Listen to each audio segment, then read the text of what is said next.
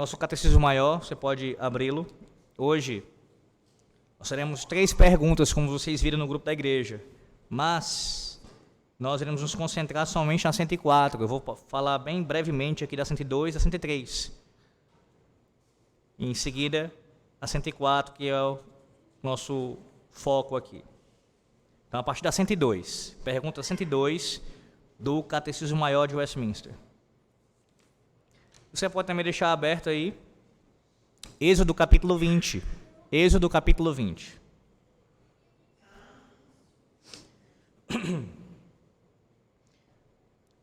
Lerei a pergunta 102 e os irmãos leem a resposta. Vamos lá. Qual é a essência dos 4 mandamentos que contém o nosso dever para com Deus? Resposta.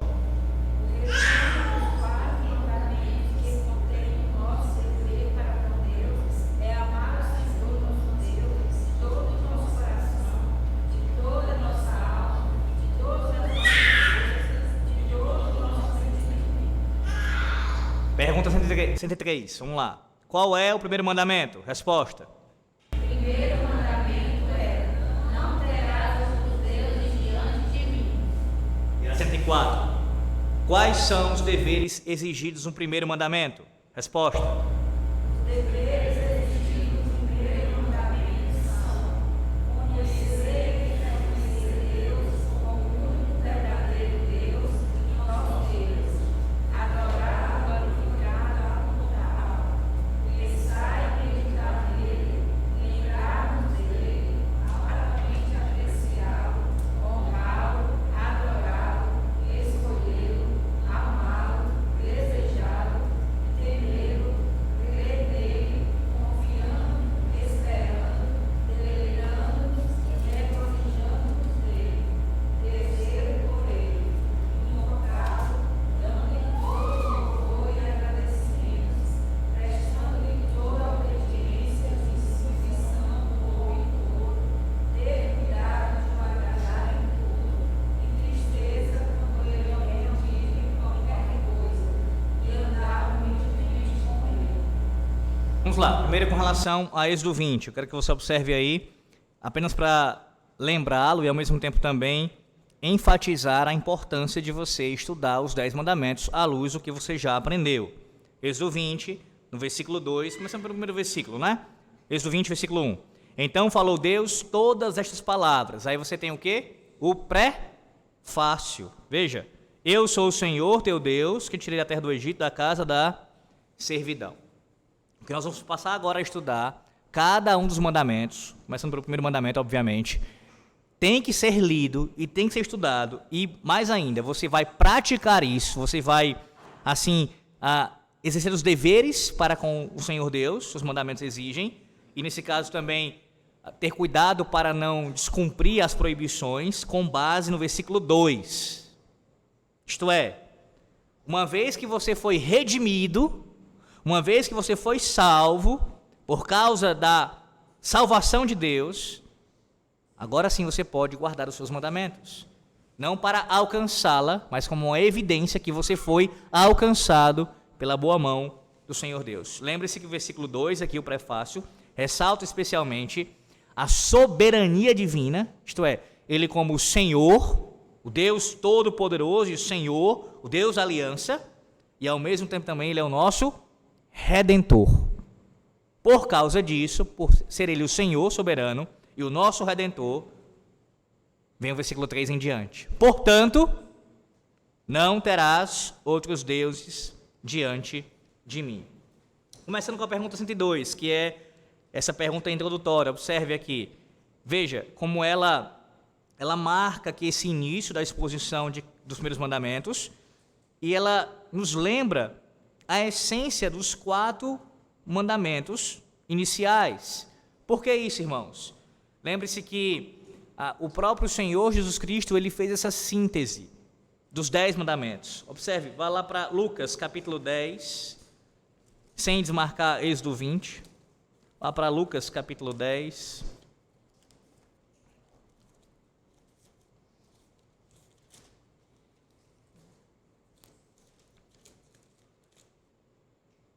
Versículo 27. Pode ler. Quem encontrar pode ler. Lucas 10, 27. A este ele respondeu: Amarás o Senhor teu Deus de todo o teu coração, de toda a tua alma, de todas as tuas forças e de todo o teu entendimento, e amarás o teu próximo como a si mesmo. Primeira parte do versículo você observa que ele faz essa síntese dos 4 primeiros mandamentos. E aqui precisa ser lembrado também sobre isso. O decálogo ele se divide basicamente dessa maneira. São os 4 primeiros mandamentos relacionados ao Senhor nosso Deus, nesse caso a nossa relação com Deus, e do 5º mandamento ao 10º, a nossa relação com Deus, mas visando especialmente com o nosso próximo, ou seja, como eu sirvo a Deus, servindo ao meu próximo.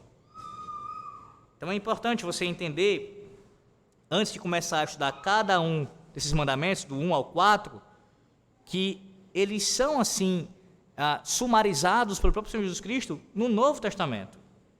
E podem ser entendidos dessa maneira. Ou seja, a demonstração de devoção, de amor e obediência ao Senhor Deus. Se pudéssemos resumir, seria isso.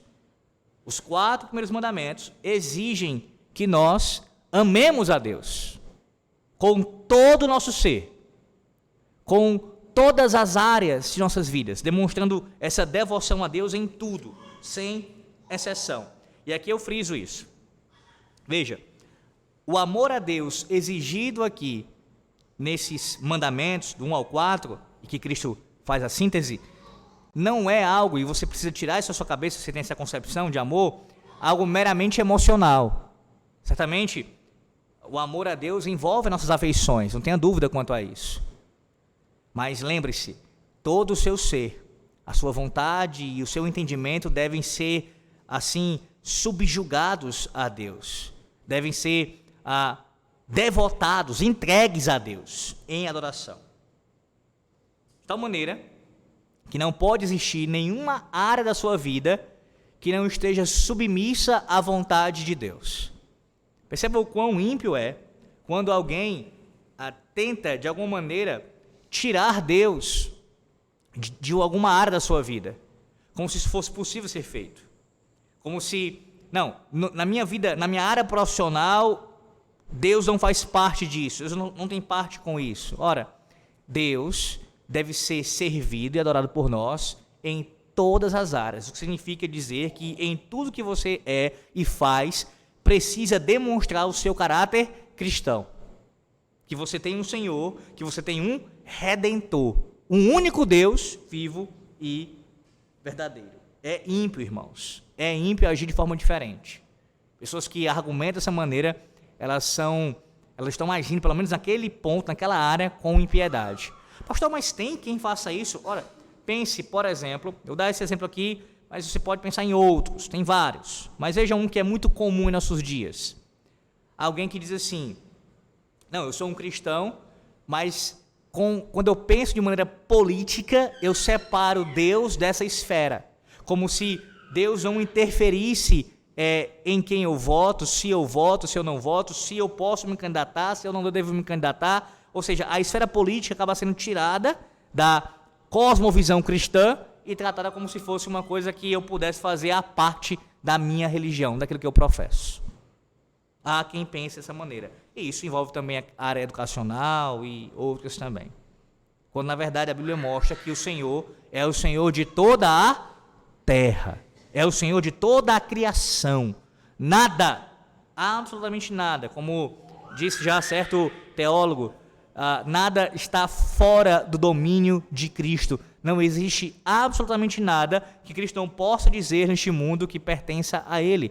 Tudo pertence ao Rei dos Reis e Senhor dos Senhores.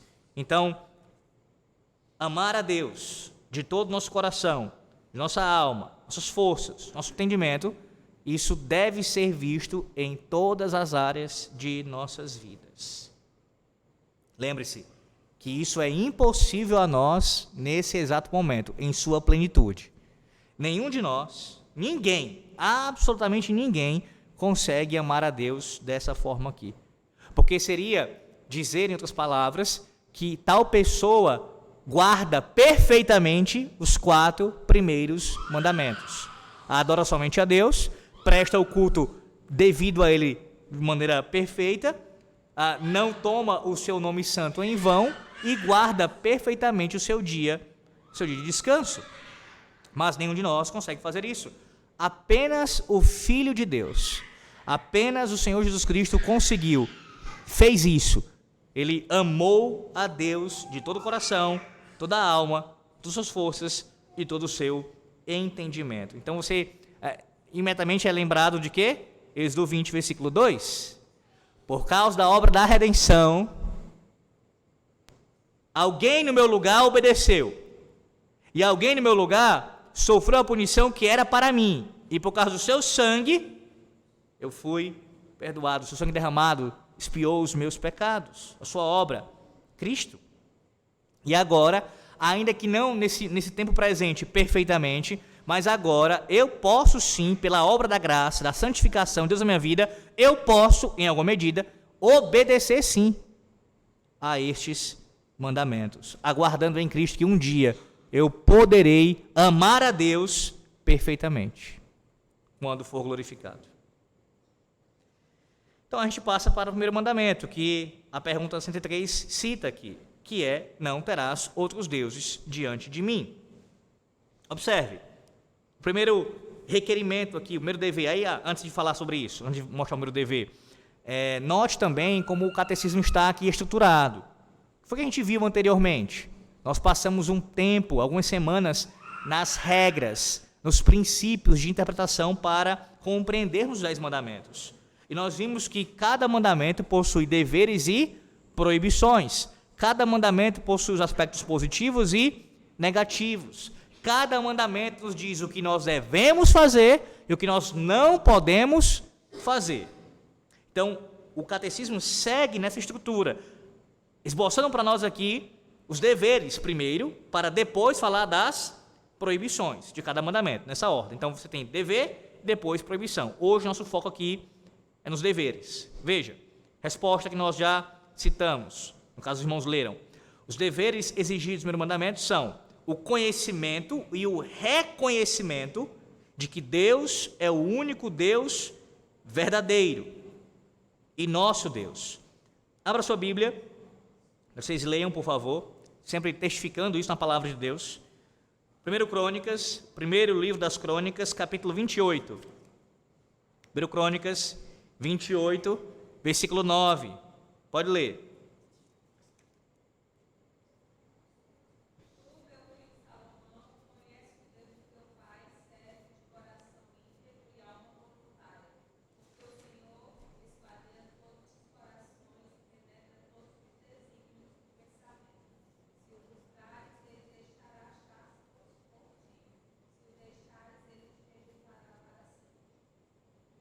Interessante, né?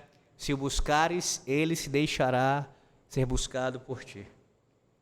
Isaías 43:10. Isaías 43:10.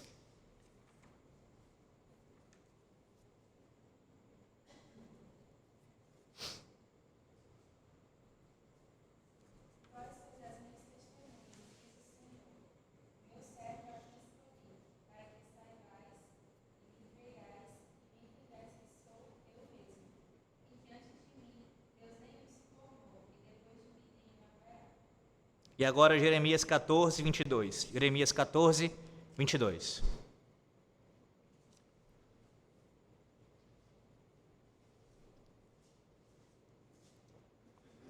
Acaso haverá entre os ídolos dos gentios algum que faça chover? Ou podem os céus de si mesmos dar chuvas? Não és tu somente, ó Senhor, nosso Deus, o que fazeste? Portanto, em ti esperamos, pois tu fazes todas estas coisas. Vamos lá. O primeiro dever mencionado pelo catecismo é o nosso dever de conhecer e reconhecer a Deus como o único Deus verdadeiro e nosso Deus. Observe cada um desses aspectos aqui. Primeiro, conhecer a Deus. Ora, conhecer a Deus é uma exigência dele para todos nós. E isso se dá pelas formas que ele se revelou a nós. Primeiro, através da criação. Nós podemos e devemos conhecer a Deus através da criação. A revelação geral é uma maneira de nós conhecermos a Deus. Mas esta revelação, ela é limitada. Ela não é tão profunda em comparação com aquela que é chamada pelos teólogos de revelação especial, a palavra de Deus escrita, Antigo e Novo Testamento. Você tem Deus se revelando ainda mais claramente, ainda mais profundamente à humanidade, especialmente ao seu povo. E, de maneira plena, Deus se revela na pessoa do Senhor Jesus Cristo, a segunda pessoa da Trindade, o Filho eterno de Deus. Pois bem, esse conhecimento, ele é exigido por Deus. Quando você pensa em não ter outro Deus, quando Deus fala, né? Não tem outros deuses diante de mim, a primeira coisa que você precisa pensar é: o meu dever para com o meu Criador é conhecê-lo. Eu devo conhecê-lo. Eu devo conhecê-lo através da revelação geral, observando as suas obras na revelação geral, na providência. Eu devo conhecê-lo através da sua palavra, e eu devo conhecê-lo através de Cristo, a pessoa de Cristo. Assim eu devo conhecer o meu Deus. Mas ao mesmo tempo que é exigido de nós que nós conheçamos a Deus, também é exigido que nós reconheçamos a Deus. E aí, veja como nossos pais são precisos aqui, teologicamente falando. Porque conhecer a Deus é uma coisa e reconhecer é outra. Há pessoas que, em alguma medida, conhecem algo de Deus. Sim, há várias pessoas. Tanto pessoas fora da igreja e principalmente pessoas dentro da igreja. Não têm conhecimento salvífico, isto é, não foram alcançadas pela graça, não foram transformadas, não nasceram de novo, mas conhecem sim até bastante de Deus. Conhecem através da sua revelação geral, não negam a existência de um Criador, pelo contrário, falam da obra de Cristo com muita habilidade, descrevem o Evangelho, conhecem vários textos bíblicos, mas não reconhecem a Deus. Percebe a diferença? O reconhecimento envolve o quê? A submissão a Deus. É submeter-se à sua vontade. É submeter-se ao seu senhorio. É dizer, eu sei quem tu és, eu conheço a ti, através de Cristo, e eu me submeto a ti. Eu reconheço que tu és o meu dono, o meu Senhor. Então, conhecimento e reconhecimento, duas coisas distintas, mas que estão acompanhadas, são, assim, requeridas no primeiro mandamento. Quando você pensar o que Deus exige de mim no primeiro mandamento, sobre a proibição da idolatria, sobre o culto somente a Deus, eu devo primeiramente conhecê-lo e reconhecê-lo. Aí note como eles dizem, o reconhecimento de que é o único Deus verdadeiro e nosso Deus. Este é o reconhecimento aqui, é reconhecer que Deus é o único Deus verdadeiro. Veja a precisão, não é reconhecer que há simplesmente um Deus, ou então dizer que ele é mais um Deus, é reconhecer que ele é o único Deus. Há uma precisão teológica aqui, irmãos, extraída da palavra de Deus, obviamente. Você precisa asseverar isso, não apenas com a boca, mas no seu coração. Eu sei, eu creio que ele, o Deus revelado nas Sagradas Escrituras, é o único Deus. O único, não há outro. Como o próprio Deus diz em Isaías. Além de mim não há outro. Mas observe também como nossos pais são precisos na sequência. E nosso Deus.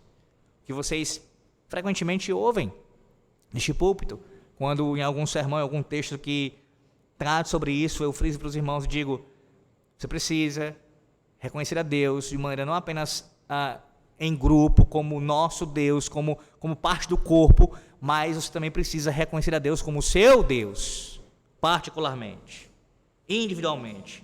Ele é o meu Deus, Ele é o nosso Deus. Tudo isso aqui está sendo ensinado como exigência do primeiro mandamento. Você pode perguntar, mas pastor, por que o primeiro mandamento, ou melhor, por que o que diz o primeiro mandamento, não terás outros deuses diante de mim, foi posto como o primeiro mandamento? Ora, porque, meus irmãos, este é o fundamento. Esse é o fundamento. Todos os demais mandamentos dependem deste aqui. É a nossa relação com Deus e, primariamente falando aqui, conhecendo Ele como o único Deus verdadeiro, que norteia as demais coisas. Ora, como podemos pensar no culto verdadeiro a Deus se não conhecemos ao Deus verdadeiro? Como podemos pensar em zelar pelo seu nome santo, guardar o seu dia e assim por diante, com relação a honrar os pais e a segunda tábua da lei como um todo, se nós não conhecemos e reconhecemos o único Deus verdadeiro como nosso Deus? Então, é aqui a obrigação primária e fundamental das nossas vidas.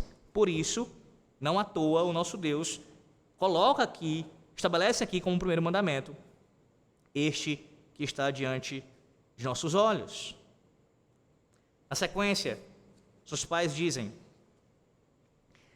em nosso Deus, e de adorá-lo e glorificá-lo por isso, mediante o pensar e o meditar nele, lembrar-se dele, tê-lo em alta conta, honrar, adorar, preferir, amar, desejar e temer a ele. Vejamos aqui algumas dessas exigências, desses deveres em algumas passagens bíblicas. Abra no Salmo 95. O Salmo 95, eu peço que você leia os versos 6 e 7, acerca de adorar e glorificar a Deus como nosso único Deus verdadeiro. O único Deus e nosso Deus. Salmo 95, versos 6 e 7.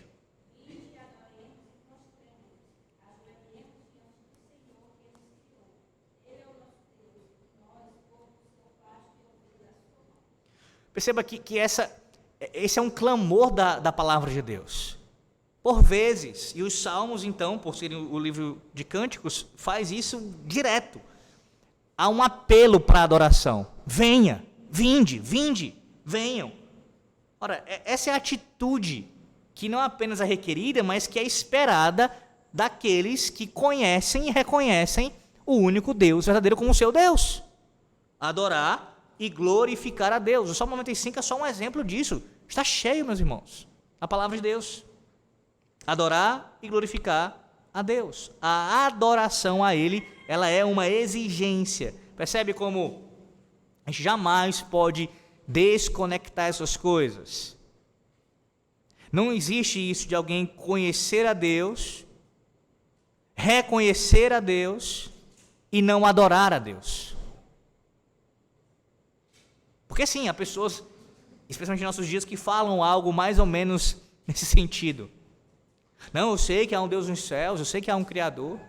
Eu reconheço que Ele é o Senhor e, de fato, nós devemos obedecê-lo, mas essa pessoa não se envolve na adoração a Deus, quer seja ela individual, familiar ou corporativa, pública, em culto solene, e vivem de forma isolada a sua suposta fé neste Deus. Quando, na verdade, a adoração é a consequência lógica de conhecer e reconhecer a Deus. Mais outro texto, agora vai para Malaquias. Malaquias 3, versículo 16, sobre o fato que nós devemos pensar em Deus e guardá-lo em nossa mente. Malaquias 3,16, por favor. Então os que temiam o Senhor falavam uns aos outros. O Senhor atentava e ouvia. Havia um memorial escrito diante dele para os que temem ao Senhor e para os que se lembram do seu nome. Agora vá para Eclesiastes 12, texto bastante conhecido, Eclesiastes 12, versículo 1.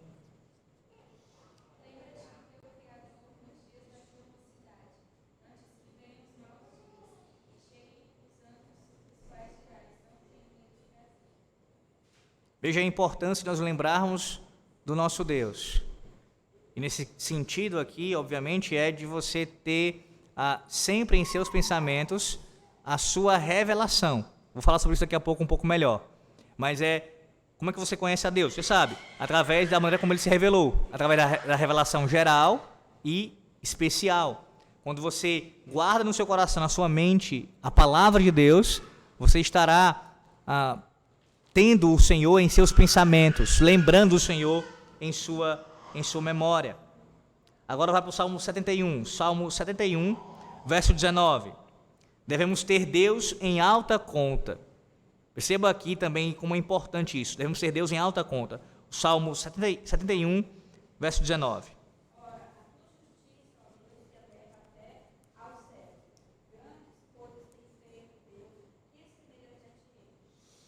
Irmãos, isso pode parecer algo óbvio, e de fato é para ser óbvio, mas entenda, ter Deus em alta conta, e ainda mais em nossos dias, é algo que precisa ser ressaltado por nós. Não apenas naqueles dias que foi escrito esse documento, século XVII, mas especialmente num tempo onde a falta de reverência para com Deus é muito presente. A forma como nós falamos sobre o Senhor Deus, o que pensamos sobre Ele, a maneira com a qual nós nos relacionamos com Ele na oração, na leitura da palavra, tudo isso. Devemos ter Deus em alta conta. Devemos ser lembrados diariamente que Deus está nos céus. Que Ele estabeleceu o seu trono nos céus, como diz o salmista, e o seu reino domina sobre tudo. Que Ele é majestoso, que Ele é glorioso, que Ele é sublime.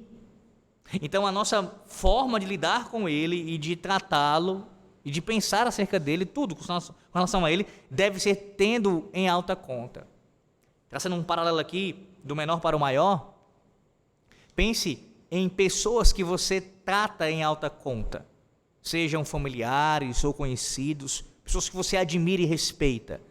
A forma como você lida com essas pessoas, via de regra, como é que será? Uma maneira respeitosa. Você as terá em alta conta. Quanto mais isso deve se referir ao Deus Altíssimo. Na sequência, aí veja, o dever de honrar a Deus está atrelado a isso, obviamente. Malaquias 1:6. Malaquias 1:6, veja. O dever de honrar a Deus.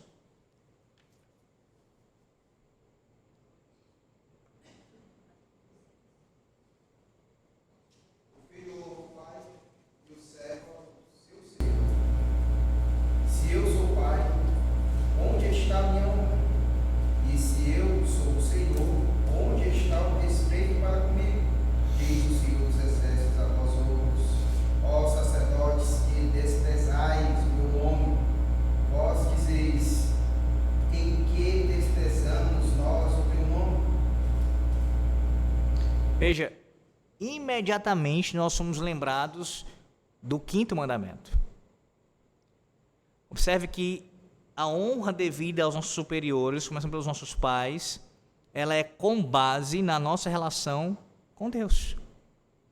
Eu devo honrar aos meus pais, porque primeiramente eu honro ao meu Pai, que me criou, ao meu Pai celeste. A honra, da mesma forma, do maior para o maior. Se eu devo honrar o meu Pai terreno, se eu devo honrar as minhas autoridades aqui terrenas, quanto mais eu devo tratar com honra o Criador, o Senhor e meu Redentor. Mais uma vez sobre a obrigação de adorar a Deus. Isaías 45, versículo 23. Isaías 45, 23. A obrigação de adorar a Deus.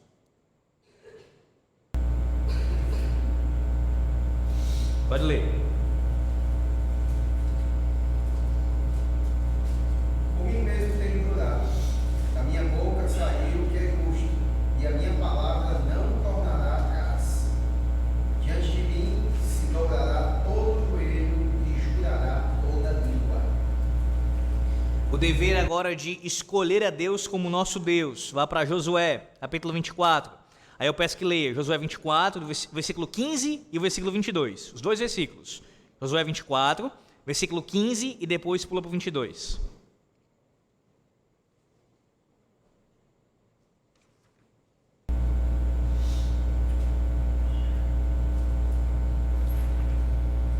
Josué 24, versículo 15 e depois o 22. Porém, se vos parece mal servir ao Senhor, escolhei hoje a quem sirvais. Se aos deuses a quem serviram vossos pais que estavam da além do Eufrates, ou aos deuses dos amorreus em cuja terra habitais. Eu e a minha casa serviremos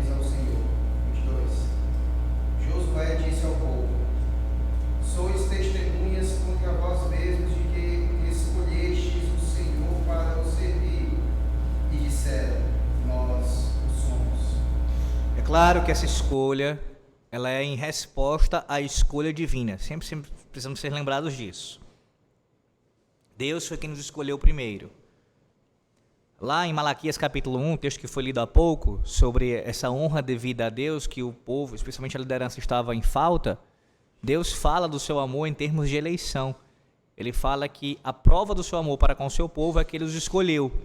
E isso perpassa toda a palavra de Deus. Deus nos escolheu antes de nós termos demonstrado qualquer tipo de atitude para com ele. Mas observe que no tempo, na história, no espaço aqui, nós temos sim a responsabilidade, e isso, repito, só acontece porque Deus nos escolheu primeiro, pela sua obra, nós respondemos a Deus. Devemos demonstrar essa escolha em nossas vidas. Ou seja, a decisão de servir a Deus, de se entregar a Ele. Na sequência, veja agora Deuteronômio capítulo 6, versículo 5. Peço que leia o 4 e o 5, sobre o nosso dever de amar, desejar e temer a Deus. Deuteronômio 6, 4 e 5.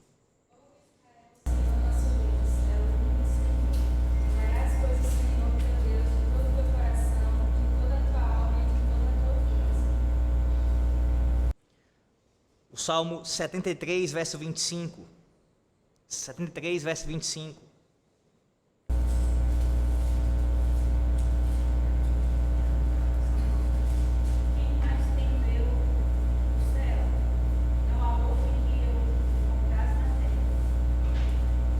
Agora volte para Êxodo 14 e 31, o nosso dever de crer em Deus. De crer em Deus. Êxodo 14 e 31. E viu Israel o grande poder que o Senhor exercitara contra os egípcios. E o povo temeu ao Senhor e confiou no Senhor e em Moisés, seu servo. Lembre-se, foi depois da obra de redenção do Senhor Deus. O povo demonstra crer no Senhor. Agora vá para Isaías 26, versículo 4. Ou seja, nosso dever de confiar, esperar e nos deleitarmos e alegrarmos em Deus. Isaías 26, versículo 4, primeiro. Confia no Senhor perpetuamente, porque o Senhor Deus é uma rocha eterna. O Salmo 130, verso 7.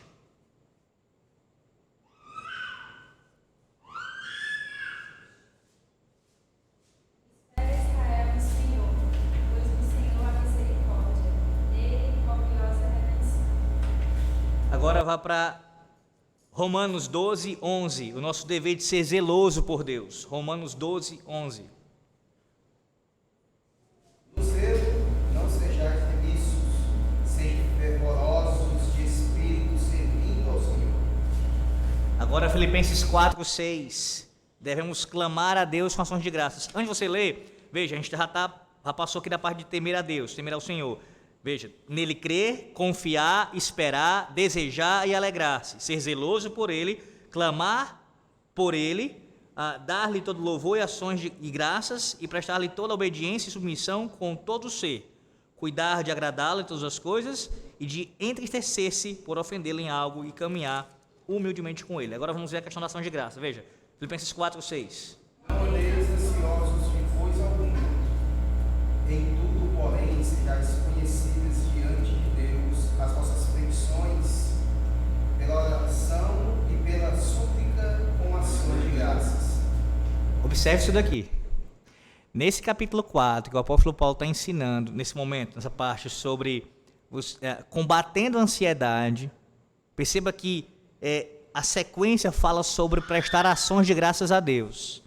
O nosso catecismo interpreta, entende, e certamente essa é uma interpretação fiel da palavra de Deus, que um dos deveres que o primeiro mandamento exige, ou seja, não terás outros deuses diante de mim. Um dever é você render ações de graças a Deus. Aí observe o fundamento exegético aqui, bíblico para isso. Qual é? Filipenses capítulo 4, versículo 6. Então, qual é o contraste traçado aqui? Quando você anda ansioso, você quebra o primeiro mandamento. Quando você anda ansioso, você quebra o primeiro mandamento. É quebra do primeiro mandamento. Vamos lá, obrigação da total obediência a Deus. Jeremias 7:23. Jeremias 7:23. A obrigação da total obediência a Deus. Vamos concluindo já. Jeremias 7:23.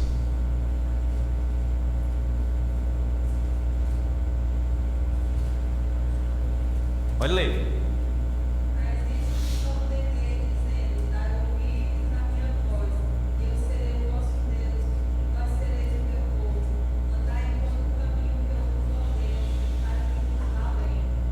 Sabe, esse é o cerne da aliança.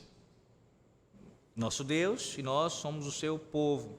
Nossa obrigação de total obediência a Ele. Tiago 4:7, dever da submissão a Deus. Tiago 4:7, dever da submissão a Deus.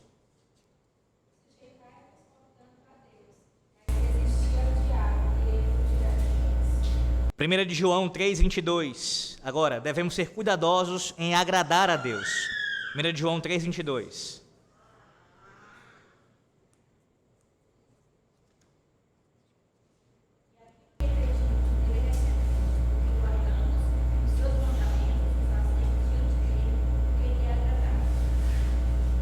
Salmo 119, verso 136. 119, o Salmo, e o verso 136. Devemos nos entristecer quando ofendemos a Deus. Pode ler.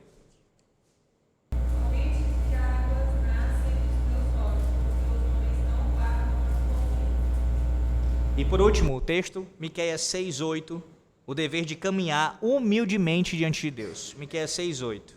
Pode ler.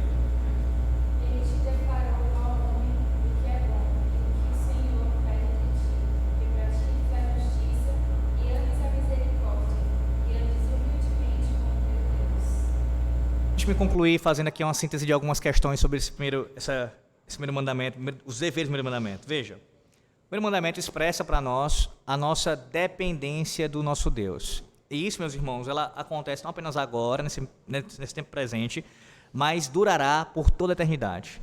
Nós sempre seremos dependentes do nosso Deus. A relação criador e criatura jamais mudará, jamais. E essa dependência ela pode e deve ser vista em nossa atitude correta para com Ele, nossos pensamentos corretos a respeito dEle e também as respostas corretas com relação à sua vontade revelada, que é a sua palavra. Com relação à atitude correta para com Deus, isso compreende sermos reverentes para com o nosso Deus. Ou seja, tendo essa ideia muito clara em nossas mentes da distância que existe entre o Criador e a criatura, sabendo que Deus é infinito, que nós somos finitos, que jamais poderemos compreendê-lo em sua plenitude. Sempre estaremos aprendendo sobre o nosso Deus. O fato de Deus ser misterioso, nesse sentido, ou seja, Deus não pode ser exaurido, é algo que deve trazer sempre para nós, nos deixar maravilhados diante da sua majestade.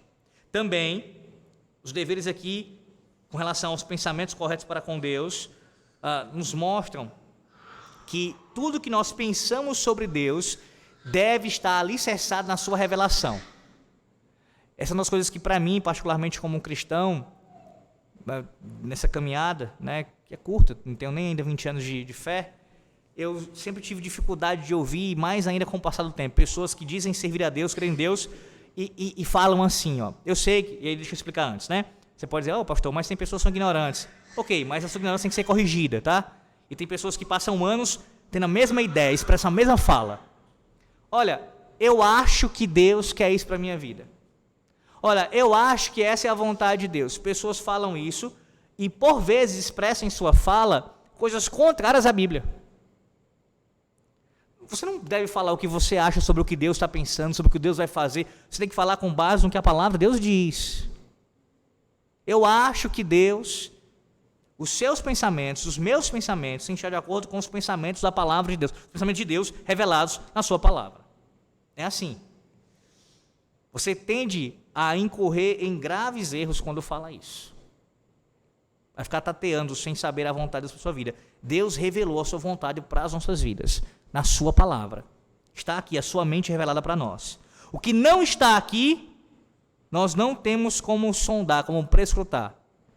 Devemos descansar na sua soberania. E não ficar dizendo, eu acho que Deus, eu penso isso sobre Deus. E pode ver, quando a pessoa expressa o pensamento, normalmente é um Deus que ela criou na sua mente. Ela tem uma percepção da divindade que não é fiel à palavra. Não é fiel. Não interessa o que eu acho, não. Interessa o que a Bíblia diz sobre tal assunto. Sobre o nosso Deus, é claro. Em último lugar, aqui, nós temos também, não apenas os pensamentos, mas também as nossas respostas corretas com relação à vontade revelada de Deus.